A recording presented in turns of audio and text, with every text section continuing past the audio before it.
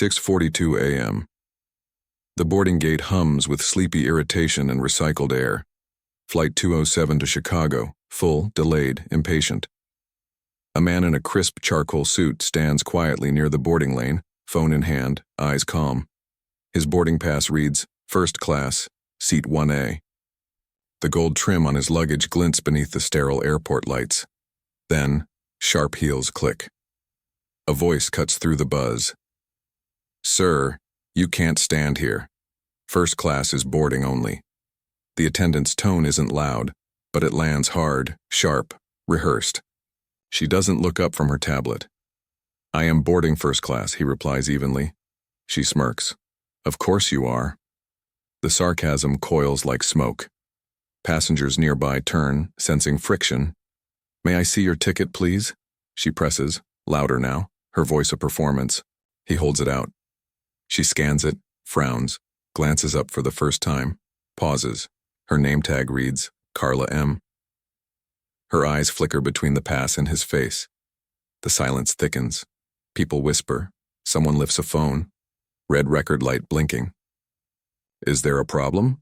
The man asks, voice steady, low. Carla forces a smile. Not at all, just verifying. Behind her, the gate agent frowns, sensing a storm forming in quiet air. And in 30 seconds, that quiet will rupture and echo far beyond this terminal.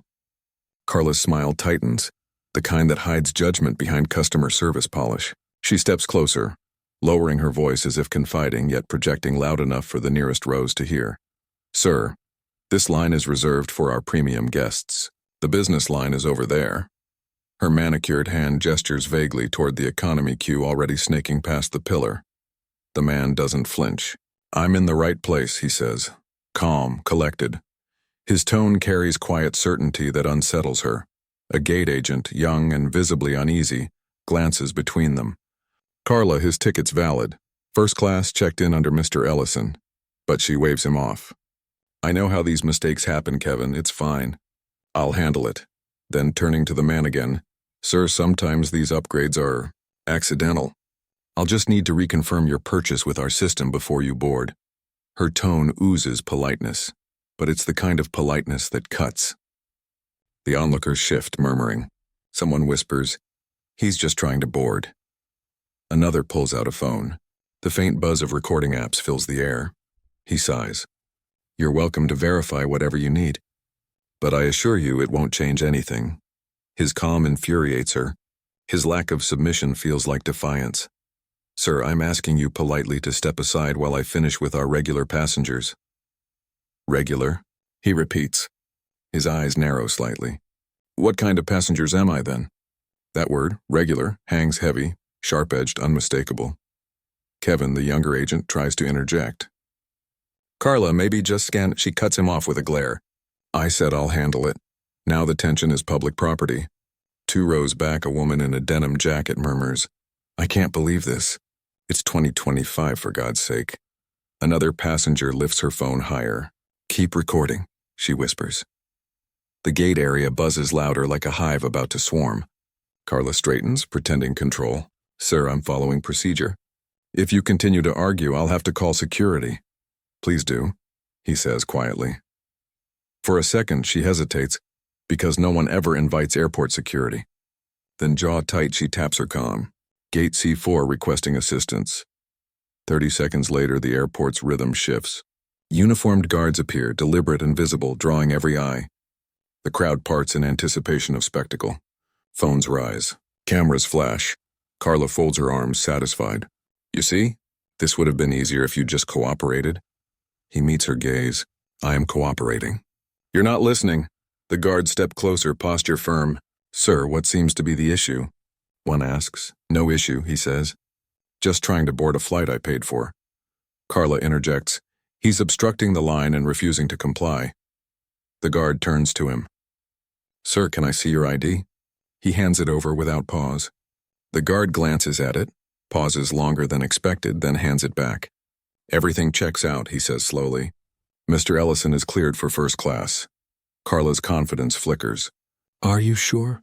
The system might not be updated. The guard's tone hardens. Everything checks out. The murmurs now swell into audible disapproval. A man calls out, "You owe him an apology." Another adds, "It's on video, lady." Carla forces a laugh, brittle and cracking. People love to make things bigger than they are. But inside, her pulse hammers. She feels the heat of dozens of eyes, the cold certainty that this moment will not stay here. The guard nods to Mr. Ellison. "You're good to board." "Sir." He steps past her but pauses, voice calm yet heavy with something deeper. "You'll remember this moment, Ms. Mendez," he says, eyes locked on hers. "So will they." The crowd exhales. The gate falls silent except for the hum of electronics and the whisper of data being uploaded. Across social feeds, notifications begin to spark alive, hashtags forming, outrage brewing, and far beyond this terminal, in a boardroom 10 states away, a phone will soon start ringing. 7:09 a.m. The terminal's Wi-Fi strains under the weight of collective outrage. By the time Mr. Ellison steps down the jet bridge, the video is already on 4 platforms. Title: Flight attendant tries to humiliate black passenger. Watch what happens next. Views: 1,200, then 3,800, then 10,000. Each reshare adds commentary. Interpretation fury. A college student on the flight tweets, "This woman just tried to kick a man out of first class for being in the wrong line. She picked the wrong day." Her post hits 50,000 likes in under 20 minutes. Inside the cabin, tension rides heavier than the recycled air. Passengers glance up as Ellison walks through, calm, composed, carrying a dignity that magnifies the silence. Carla follows, cheeks flushed but chin lifted. Her smile is corporate trained, brittle as glass. He takes his seat in 1A. The curtain between classes swishes closed, but the barrier feels pointless now. The cabin is one humming organism of judgment and curiosity. A whisper from row 2B. "That's him." Another. "He didn't even raise his voice." The intercom crackles. "Ladies and gentlemen, welcome aboard Flight 207 to Chicago." Carla's voice trembles slightly as she reads. She clears her throat, trying to steady the tremor. But the tremor becomes content, fuel, for 100 phones replaying her earlier tone. Across the airport, the original video hits 80,000 views, then 250,000, then trending. Hashtags multiply. Geikie flying, while black. First class incident. Carla from C4. The comments split between disbelief and fury. Every day another reminder. Imagine treating someone like that in public. She'll lose her job by noon. A journalist in Atlanta tweets the clip with a caption, "Accountability takes flight." Cable news producers bookmark it. Digital interns cut 15-second edits for reels. By 8 a.m., the story is national. Inside the aircraft, Carla feels the shift. She senses whispers trailing behind her like static. Each coffee order sounds like accusation. Each polite smile from a passenger feels rehearsed, pitying. The captain leans out of the cockpit. "Everything okay back there?" She nods too quickly. "Fine, sir, just..." Fine, but fine is a lie. Her phone vibrates relentlessly in her apron pocket. Group chats, supervisor alerts, news pings. One message glows from corporate HR. "Call immediately." Ellison watches her without malice, just quiet observation. He doesn't gloat, doesn't record. He simply opens his laptop, types a message with deliberate grace, and closes it. The faint click feels like a verdict being signed. At 8:12 a.m., an aviation blogger posts, sources say the man's name is Daniel Ellison, noted investor with Horizon Holdings, major stakeholder in regional air service acquisitions. Retweets erupt. Speculation snowballs. Wait, does he own the airline? One post reads. Replies flood in. No way. If that's true, she's done. Imagine realizing you just insulted your boss's boss's boss. The algorithm eats outrage like oxygen. By the time Flight 207 reaches cruising altitude, the video crosses 1 million views. Carla's hands tremble as she pours coffee. She knocks a cup against the cart, spilling it over her wrist. "Everything all right, ma'am?" asks a passenger. "Fine," she insists again, voice cracking. In the reflection of the cabin window, she sees herself. Not the polished professional, but the woman replaying her own words in endless loop. Regular passengers. Accidental upgrade. The phrases now sound monstrous, irretrievable. Meanwhile, on the ground, the airline's PR department drafts holding statements. A memo circulates. Subject, urgent, video incident at Gate C4. At corporate HQ, screens light up with trending charts, red spikes, brand sentiment graphs plummeting. And in a corner office overlooking downtown Chicago, a senior executive stares at a paused frame, Carla's face frozen mid-sneer. Mr. Ellison standing calm beside her. "Get me legal," he says quietly, "and find out exactly who Daniel Ellison is." 9:42 a.m., Chicago headquarters of Aurora Air. Floor 38 smells of espresso and panic. The conference table gleams under sterile light, surrounded by department heads scrolling their screens in synchronized disbelief. 2 million views, murmurs the VP of Communications, by breakfast. Her voice wavers between shock and resignation. She's been through crises before, but this one feels different, sharper, personal, uncontainable. On the big screen, the clip loops silently. Carla's dismissive tone, Ellison's calm reply, the guard's verification. 10 seconds of footage that have already rewritten public opinion about the company. The CEO, Thomas Greer, pinches the bridge of his nose. Who is he again? The compliance officer clears his throat. We're confirming, but it appears Daniel Ellison is more than a passenger. A pause stretches. Define more. Sir, Horizon Holdings, Ellison's firm, acquired 30% of Aurora's equity last quarter. Technically, he's one of our controlling investors. The room freezes. The air conditioning hums, oblivious to the weight of the revelation.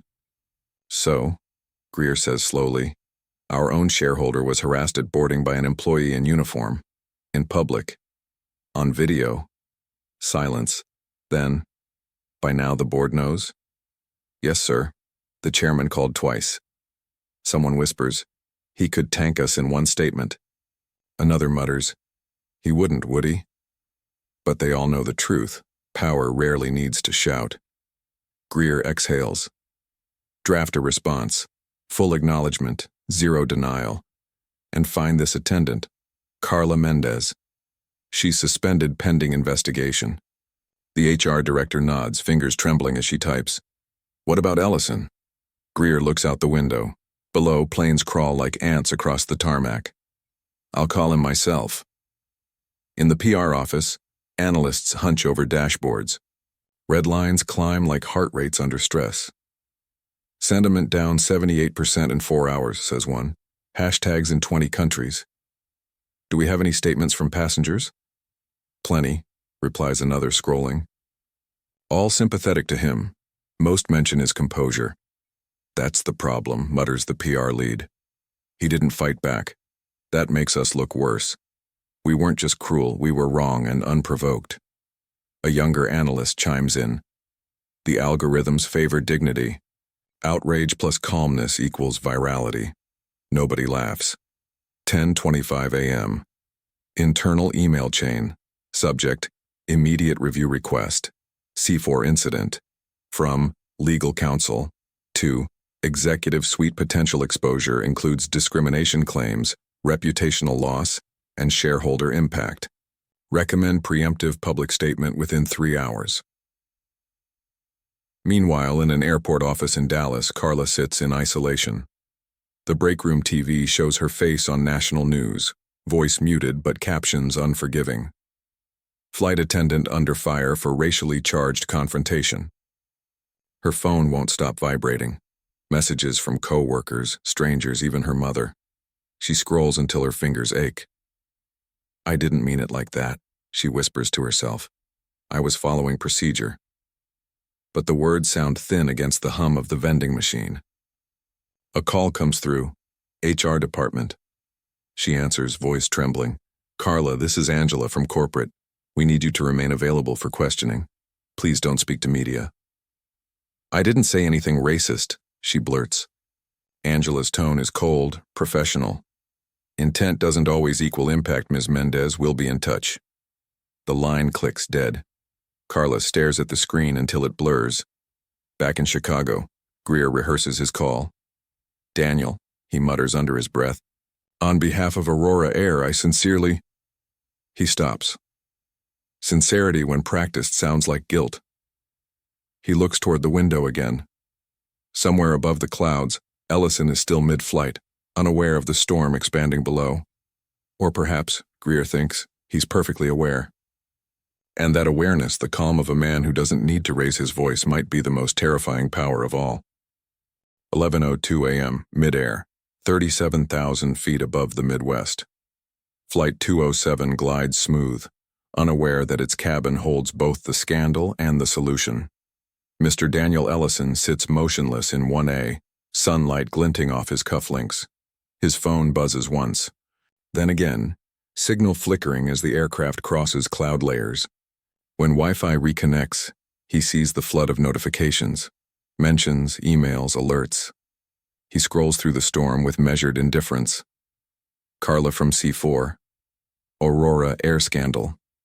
His name trending, his face frozen mid-turn. He opens one email labeled, Urgent, Executive Inquiry. It's from Thomas Greer, CEO.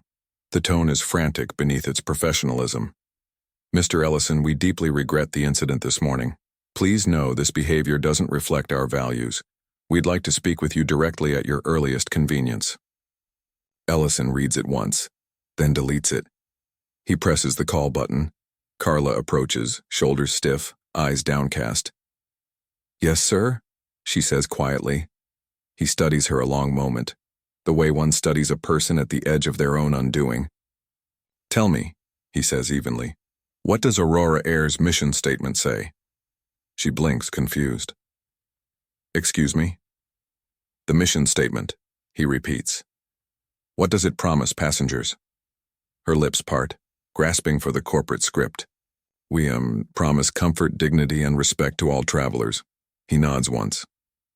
Dignity and respect. A pause. Do you think that's what you offered me? Her throat tightens. I was just following procedure. I see. His tone doesn't rise. It softens, like silk wrapping steel. Do you always assume someone like me doesn't belong where they paid to be? She flinches. No, sir, I don't. I'm not asking for an apology. He interrupts gently. I'm asking if you understand what it costs to make someone justify their place. Her voice cracks. I didn't mean to. Intent is easy, he says. Impact lasts. The intercom dings. The captain's voice breaks the silence.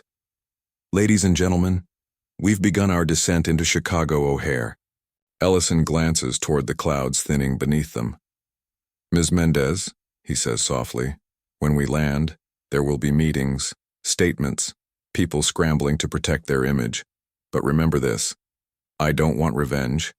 I want reflection. She stares at him, eyes glassy, unsure what he means. He continues, voice low but unwavering. I own Horizon Holdings, and as of last quarter, Horizon owns your airline. The color drains from her face. Owns 30%, he confirms. Enough to decide who represents the brand and who doesn't. Silence swells in the cabin like pressure before a storm. She stumbles back a step, barely steady. I didn't know. He leans forward slightly. That's the point. 12:17 p.m. The plane lands. The wheels kiss the runway, smooth and final. At the gate, corporate representatives wait, suits pressed, smiles brittle. Thomas Greer himself stands by the jet bridge, hands clasped, rehearsed apology trembling behind his composure. As Ellison steps out, Greer begins, Mr. Ellison, Daniel, please accept my personal... Ellison raises a hand. The hallway falls silent. This isn't about me, he says. It's about the pattern that made this possible. Fix that, then call me. He turns to leave, then pauses, eyes lingering on Carla. Ms. Mendez, he says, voice steady. Dignity isn't a courtesy you give. It's a right you recognize. Then he walks away, leaving only the echo of his words and the weight of realization pressing against every wall. The executives exchange glances, unsure whether they've just witnessed mercy or judgment, but everyone knows one thing. The owner has spoken, and nothing will stay the same. 1:24 p.m., Chicago. The day moves like aftershock. Emails ping, screens refresh, reputations crumble in real time. Aurora Air's corporate network locks down. Internal memos pour through the system faster than they can be read. Subject: C4 incident, immediate actions and priority, critical. Within hours, Carla's employee badge is suspended, access revoked. The HR director speaks into a trembling headset, effective immediately. Ms. Mendez is on indefinite leave pending investigation. Legal ads. We'll need a written statement, time-stamped. Signed. Corporate security quietly deletes her profile from the company directory. By evening, journalists flood the terminal where it all began. Gate C4 becomes pilgrimage ground for outrage. Cameras capture the digital screens replaying a single line. Aurora Air apologizes to Mr. Daniel Ellison and our customers. Every word feels clinical, antiseptic. But the world outside smells blood. Cable news anchors analyze tone and subtext like jurors dissecting evidence. Was this racial bias, class bias, or both? How could a billion-dollar company not train its frontline staff better? Is Daniel Ellison planning legal action? At 3:06 p.m., a news ticker scrolls, Horizon Holdings reviewing Aurora Air leadership structure. That's when panic becomes procedural. In the executive wing, Thomas Greer stands before his board, every face pale under fluorescent lights. The optics are catastrophic, says the PR chief. We've lost 18% of our market value in 4 hours. Investors are bailing. A compliance officer adds, Horizon now holds voting leverage. If Ellison calls for leadership changes, he'll get them. Greer exhales slowly. Then we call him before he calls us. He dials. 1 ring, 2, 3. Voicemail. He tries again. Voicemail. He stares at the phone like it's a verdict he can't appeal. A junior analyst whispers, He warned us. He didn't want revenge. That's worse. He wants reform. 5:42 p.m. Internal systems collapse under scrutiny. Thousands of employees scroll through a mandatory email. Subject: Zero Tolerance Reaffirmation and Training Initiative. The memo outlines an emergency retraining program. Mandatory 6-week inclusivity certification. External oversight panel for passenger complaints. Real-time accountability logs for frontline behavior. Some employees scoff. Others nod in quiet relief. Change, even forced, feels overdue. At the bottom of the email, an unexpected signature. Daniel Ellison, Acting Oversight Director, Aurora Air. Gasps ripple through cubicles. Screenshots spread instantly. He's taking control himself. In her apartment, Carla sits surrounded by silence that hums louder than judgment. Her phone still buzzes with threats, mockery, sympathy. She's read every headline. Each makes her smaller. A message pops up from a number she doesn't know. Ms. Mendez, and this is Daniel Ellison. You don't need to respond, but I hope you'll attend the new training next month. Understanding is part of healing. She stares at it for minutes, then finally exhales. No cruelty, no gloating. Just consequence wrapped in grace. Meanwhile, analysts track numbers. Stock recovery halted at 14%. Customer trust index lowest in company history. Employee resignation rate up 23% overnight. Procedures rewrite themselves in real time.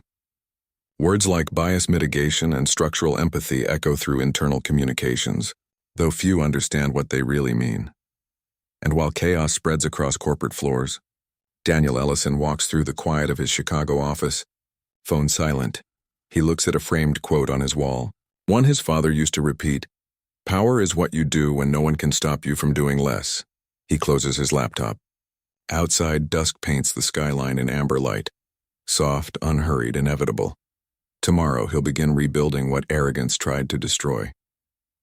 The next morning breaks with the velocity of outrage reborn. Every news outlet runs the clip in rotation. Morning shows. Talk segments, podcasts dissecting each pause, each inflection, each visible microsecond of disrespect.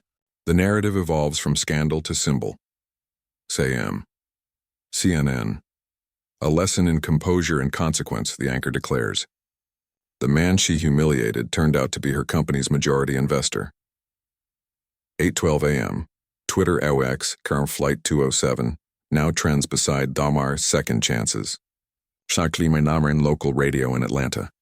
A caller says, "He didn't yell, he didn't curse, he just showed her who he was." That's power without vengeance. Voices multiply.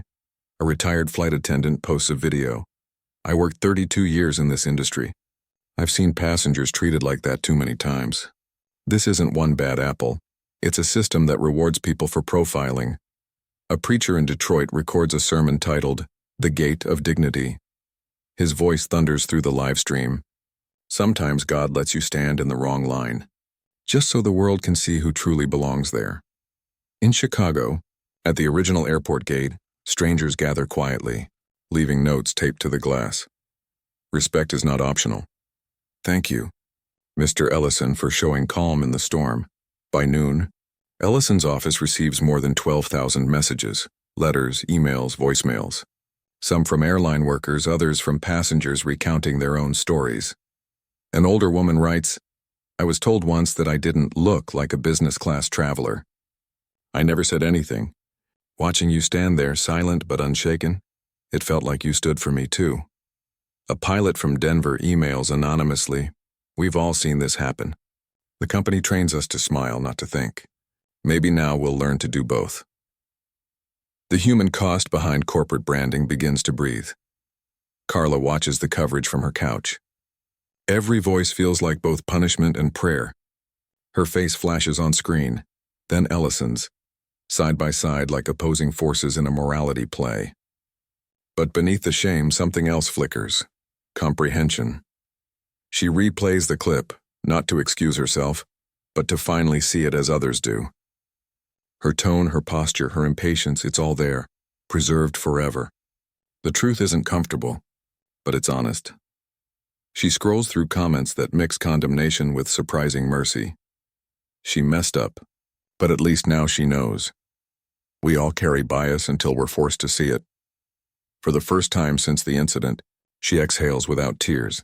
Evening brings something new: solidarity. At 6:45 p.m., a protest-turned-vigil fills the plaza outside Aurora Air's headquarters. Employees, activists, clergy, passengers, all carrying candles. Signs read, "Dignity is policy." Reform takes flight. Reporters swarm the crowd. One woman, a flight attendant of 20 years, tells a microphone, "Carla's story could have been any of us. That's why this matters." The chant rises like pulse. Respect. Accountability. Reform. The rhythm builds until it feels less like anger and more like resolve. From his office above, Ellison watches through the glass, face unreadable. The candlelight below flickers like a constellation. Ordinary people shaping extraordinary consequence. He doesn't go down. He doesn't make a speech. He just whispers to the empty room, "Let them own it." That's how change begins. When the crowd disperses, a reporter signs off live. In a world addicted to outrage, tonight feels different. This story isn't ending in anger. It's evolving into understanding. The camera pans up toward the building's logo, Aurora Air, gleaming under city lights. For once, the brand name doesn't symbolize the company. It symbolizes the awakening beneath it. 2 days later, a press conference fills the atrium of Aurora Air's headquarters. The space smells of coffee, camera heat, and fear dressed as formality. Every major outlet is present, lights glaring, microphones angled like spears. Behind the podium stands CEO Thomas Greer, face pale beneath professional calm. He's rehearsed his apology a dozen times, but the words still tremble on the page. At precisely 9 a.m., he begins, "On behalf of Aurora Air, I extend our deepest apologies to Mr. Daniel Ellison and to every customer who expects dignity when they fly with us." Flashbulbs pop like thunder. He continues, voice breaking through layers of practiced composure. What occurred at Gate C4 is not an isolated incident. It's a mirror reflecting where we've fallen short. We cannot undo it, but we can, and will, change what comes next. He gestures toward the side where Ellison stands, not as victim, not as investor, but as something larger. Calm, collected, eyes unflinching, Greer clears his throat. Effective immediately, Mr. Ellison has agreed to serve as chair of Aurora's Ethical Operations Board, an independent oversight division reporting directly to shareholders and the public. The crowd murmurs. It's more than apology, it's surrender. Ellison steps forward. The microphones tilt toward him like compass needles finding true north. I didn't come here to shame anyone, he says. I came to make sure this never happens again. To anyone, anywhere under our logo. The room stills. You can't regulate empathy, he continues. But you can teach awareness, model accountability, and build systems that reward humanity, not hierarchy. Reporters scribble furiously. A journalist shouts, Mr. Ellison, what happens to Ms. Mendez? He pauses, deliberate. She's been suspended. She'll attend full retraining, then if she chooses, she'll have a path to return. A ripple of surprise crosses the room, mercy disguised as structure. He looks straight into the nearest camera. This isn't about punishing one woman. It's about unlearning the habits that made her think she was right. Greer's eyes drop to the podium. For the first time in years, he looks humbled, almost grateful. Later that afternoon, Aurora releases an official statement. Reform measures effective immediately. Mandatory dignity and bias training for all staff, including leadership. A whistleblower hotline for passengers and employees to report discrimination without fear. Quarterly, transparency reports shared publicly. Creation of the Ellison Fellowship, a fund supporting scholarships for underrepresented students in aviation and hospitality. Social media. Once a storm of condemnation begins to soften, comments turn reflective. Finally, an apology that feels real. Respect to Ellison for turning this into reform. This could be a model for every major company. At 8:30 p.m., Greer's office phone rings. He answers with a sigh of exhaustion. Thomas. Ellison's voice is steady, composed. You did the right thing today. I did what I had to, Greer admits. I'm not sure it's enough. It's never enough, Ellison says. But it's a start. Keep walking. Greer hesitates, then asks quietly, why didn't you fire her outright? Ellison's reply is simple. Because growth means more than punishment. If she learns, we all win. If she doesn't, the system will show her out. A moment of silence, heavy yet cleansing. Thank you, Greer says finally. For listening, Ellison answers. That night, the press conference replay circulates across the country. Clips of Ellison's calm words, you can't regulate empathy, trend as quotes over city skylines, church bulletins, and TikTok captions. Even skeptics admit, it feels like a turning point. The company, once a symbol of arrogance, has folded into humility, and for the first time in years, passengers and employees speak the same sentence with pride. Aurora Air is learning to fly right. 6 months later, the story that once burned through headlines has evolved into something quieter, steadier, almost redemptive. At Aurora Air's headquarters, the walls of the training center gleam with new posters. Dignity takes flight. Beneath the slogan, smiling faces of employees, diverse, real, unfiltered, replace the old stock photos of corporate perfection. Every morning, new hires sit in rooms where screens play Ellison's recorded address.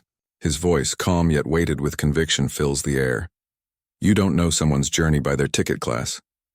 You know it by how you treat them. The words have become mantra.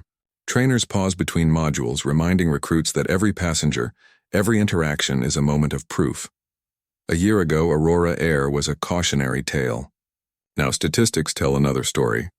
Customer satisfaction up 43%, complaint ratio down 62%. Employee retention highest in company history. Stock value recovered and exceeded pre-incident levels. But more than the numbers, it's the culture that has shifted. Gate agents now greet passengers by name, not assumption. Supervisors shadow frontline staff not to police but to mentor. The old training videos that once preached efficiency are replaced by real testimonies. Stories of empathy saving reputations before they collapse. A few airlines quietly begin copying the model. Competitors that once scoffed now schedule meetings with Aurora's ethics board. Industry press calls it the Ellison effect. Carla Mendez returns to work, quietly, without ceremony. Her rehire draws both criticism and curiosity, but those who meet her sense something different. She doesn't carry the brittle confidence of before. Instead, she moves carefully, attentive, respectful, patient. She volunteers to mentor new attendants, telling them, respect isn't part of your job, it is your job. In her first week back, she recognizes a familiar hesitation in a gate agent, questioning a passenger's eligibility. Carla steps forward gently. "If they have the ticket, they belong here," she says. The agent nods. The passenger smiles. It's a small victory, but small victories rebuild worlds. Meanwhile, Ellison's oversight board meets every quarter, publishing transparent reports. He attends each one in person, never to lecture, always to listen. He doesn't speak much during meetings, preferring to watch how others speak to one another. He measures progress not in numbers, but in posture, tone, awareness. Once, an executive suggests rebranding the airline to escape the shadow of the scandal. Ellison simply shakes his head. "Don't erase what we've learned," he says. "Honor it by improving." That sentence becomes company policy. In February, the Ellison Fellowship selects its first recipients. 20 young students from underrepresented communities, studying aviation, engineering, and hospitality. One recipient, a teenage girl from Houston, posts online, "Because of this scholarship, I'll be the first in my family to work in the skies. Thank you, Mr. Ellison, for turning pain into purpose." The post goes viral, not as outrage but as gratitude. Public opinion, once divided, now leans reverent. Commentators frame the story as an example of how accountability can lead to renewal. Documentaries call it the flight that changed the industry. College ethics courses teach it as case study. The power of grace in corporate reform. Even late-night hosts who once mocked Aurora Air mercilessly end their jokes with reluctant respect. Ellison never grants interviews. He prefers silence to spotlight, work to applause. But sometimes as he walks through terminals incognito, he watches attendants assist passengers, smiles genuine, eyes kind, and he feels the quiet satisfaction of legacy without ego. The scandal that could have destroyed him instead defined a generation of change. In 6 months, Aurora Air didn't just fix its image, it found its soul. And for those who witnessed it all, one truth endures. Humility can fly farther than arrogance ever could. There are moments in history that don't shout, they whisper. Moments when a single exchange in a crowded gate ripples into a cultural reckoning. When a flight attendant's tone, a passenger's calm, and a camera's red dot become more than scandal, they become mirror, lesson, legacy. 6 months after Flight 27, airports still hum the same mechanical songs. Planes still rise and fall against skies that forget no one. But something in the air feels different, subtler, softer. People look a second longer before they judge, listen a little longer before they speak. It's easy to forget how quickly we build walls around our assumptions. It's harder to admit that those walls don't protect us, they blind us. Daniel Ellison's story wasn't about wealth or power or revenge. It was about restraint, the kind that rewrites systems without screaming. In a world obsessed with public outrage, he showed what private integrity looks like when it finally steps into the light. He didn't destroy his offender. He educated her. He didn't dismantle his airline. He redeemed it. And somewhere in that balance between justice and mercy lies the kind of leadership this world forgets how to recognize. So, what do we do with a story like this? Do we scroll past it, shaking our heads, muttering, "Another viral headline"? Or do we stop and ask ourselves, how many times have I been Carla? How many times have I mistaken appearance for authority, confidence for arrogance, difference for disorder? How many times have I measured someone's worth by where they stood, not by how they carried themselves? These are not comfortable questions, but they are the only ones that lead us somewhere better. Because progress doesn't start in boardrooms or hashtags. It starts in the moments we choose humility over habit. It starts when the gatekeeper becomes the greeter, when the passenger becomes the partner, when the company becomes the community. Today, Aurora Air's slogan has changed. It's printed on boarding passes, crew badges, and aircraft doors. Every seat holds a story, every story a reminder. That dignity isn't about privilege, it's about recognition. That apology means nothing without reform. That one act of grace can ripple through entire systems of indifference and still find its way back to the heart. If you're listening to this, perhaps the question isn't what Carla did wrong, or even what Daniel did right. Perhaps the question is, what will you do when it's your turn? When someone stands where they don't look like they belong, will you ask them to move or will you make room? When power is yours to wield, Will you defend your comfort or expand someone else's dignity? Because the truth is, the world changes not through policies or press releases, but through 1,000 small choices to be kind when no one's watching. So, the next time you walk through an airport gate, or a store aisle or a crowded street, look again. See the person, not the category. Hear the story, not the stereotype. That's how humanity boards the same flight at last. One bound not for status, but for understanding. And if you ever forget what that looks like, remember the calm man in seat 1A, the one who met cruelty with composure, prejudice with purpose, and turned an insult at a gate into a movement that took the world higher. Your story matters.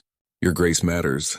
Your choice to see, to listen, to act matters, because every flight of change begins with one decision: to treat the next person you meet as someone who already belongs.